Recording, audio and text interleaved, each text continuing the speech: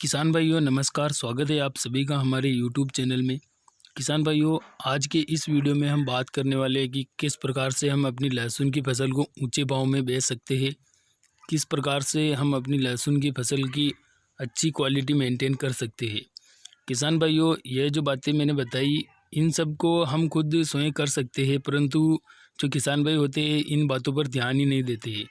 इसलिए किसान भाइयों, वीडियो को पूरा देखना और चैनल पर नए हैं तो चैनल को सब्सक्राइब ज़रूर कर लेना। तो किसान भाइयों, जैसा कि हम बात कर रहे थे कि किस प्रकार से हम अपने लहसुन की क्वालिटी को अच्छी बना सकते हैं, किस प्रकार से हम अपनी लहसुन की फसल को मंडी भाव में ऊंचे भाव में बेच सकते हैं। तो किसान भाइयों, सबसे पहली बात तो हमें ये ध्यान में रखना चाहिए कि लहसुन को हमें कब खेत से बाहर निकालना चाहिए। बहुत से हमारे किसान भाई होते हैं जो लहसुन को जल्दी बेचने के चक्कर में लहसुन को पकने से पहले ही खेत से बाहर निकाल लेते हैं। तो किसान भाइयों, अगर हम लहसुन को पकने से पहले ही खेत से बाहर निकाल लेंगे तो उसका जो पर्दा रहेगा वो ख़राब हो जाएगा और लहसुन का जो कंद रहेगा वो भी ख़राब हो जाएगा। तो किसान भाइयों, आप सभी लोग एक बात ज़रूर ध्यान रखें कि लहसुन की फसल को पूरा पकने दें, उसके बाद ही खेत से बाहर निकालें। और किसान भाइयों, इस प्रकार से ये जो लहसुन आप देख पा रहे हो, इस प्रकार से कुछ दिन तक, लगभग 2-3 दिन तक आप अपनी लहसुन की फसल को खेत में पड़ा रहने दें ताकि वह सही तरीके से सूख जाए और उसके कंद की जो चमक है वो अच्छी बन जाए। और किसान भाइयों, जब हम लहसुन को खेत से बाहर निकालते हैं तो हमारे जो लहसुन का ऊपर वाला हिस्सा रहता है, ज़मीन के ऊपर वाला, वो अधिकतर किसान भाइयों की गीला रहता है। तो आप लहसुन को निकालने के बाद इस प्रकार से लहसुन को अपने खेत में पड़ा रहने दें ताकि वह धीरे धीरे जैसे जैसे सूखता जाएगा उसका जो ऊपर का जो रसकस रहेगा वो कंद में आकर जमा हो जाएगा और जो कंद का आकार रहेगा वो भी थोड़ा बहुत बढ़ जाएगा और हमारे कंद का वजन भी बढ़ जाएगा।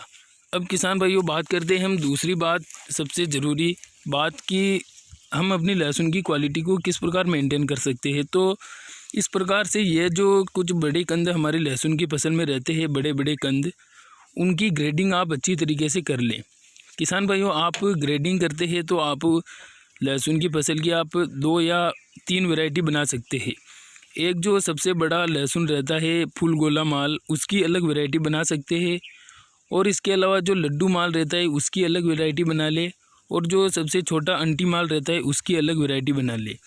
क्योंकि किसान भाइयों, अगर आप सभी को मिक्स करके बेचते हैं तो व्यापारी उसका सही भाव आपको नहीं लगाते हैं और आपको बहुत नुकसान झेलना पड़ता है। इसलिए आप अलग अलग 3 प्रकार की वैरायटी बना लें ताकि सब और तीनों का ढेर आप मंडी में अलग करके बेचें, जिससे आपको सही भाव मिलेगा।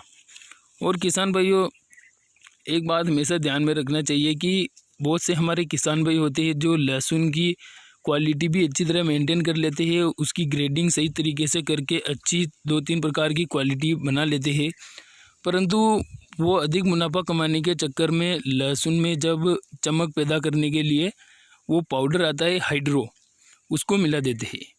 तो किसान भाइयों, मैं आपसे निवेदन करना चाहता हूँ कि अगर आपकी लहसुन का जो कंद है वो अच्छा बड़ा बन चुका है तो आप उस पाउडर का इस्तेमाल उसमें ना करें। क्योंकि किसान भाइयों, आजकल सभी व्यापारी को पता चलने लग गया है कि इस लहसुन की फसल में हाइड्रो पाउडर मिलाया है या नहीं मिलाया है। तो किसान भाइयों, आप कभी भी ऐसा ना करें क्योंकि इससे हमारे लहसुन के जो भाव रहते हैं वो कम लगाते हैं व्यापारी। इसलिए आप जो वो हाइड्रो पाउडर रहता है उसको लहसुन में ना मिलाएं। आपके लहसुन की चमक वैसे ही अच्छी रहती है, लहसुन की चमक अच्छी होगी तो वो अच्छे भाव में बिक जाएगा। आपको हमें कृत्रिम चमक उसमें पैदा करने की ज़रूरत नहीं है। तो किसान भाइयों, आप ये बात ध्यान में रखिए कि कभी भी अपनी लहसुन की फसल में चमक पैदा करने के लिए उस हाइड्रो पाउडर का इस्तेमाल ना करें।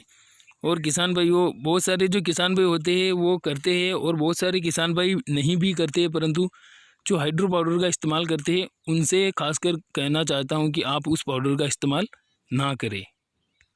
तो किसान भाइयों, ये थी कुछ बातें जिनको आपको ध्यान में रखना चाहिए। क्योंकि किसान भाइयों, हम मेहनत तो जैसे करते ही है, इतनी मेहनत करने के बावजूद भी अगर हमें अंतिम स्थिति में जाने के बाद अगर लहसुन का भाव अच्छा नहीं मिले तो फिर बहुत हमें नुकसान झेलना पड़ता है। क्योंकि हम लहसुन की फसल में शुरू से लेकर अंत तक बहुत सारी दवाइयों का स्प्रे करते हैं, बहुत लहसुन की फसल में खर्चा कर देते हैं।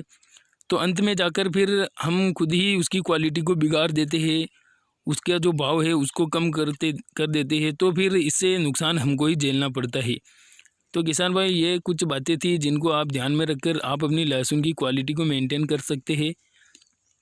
और किसान भाइयों मैं माफ़ी चाहता हूँ कि हमारे बहुत से किसान भाइयों ने कमेंट की थी कि आप मंडी भाव बताएं।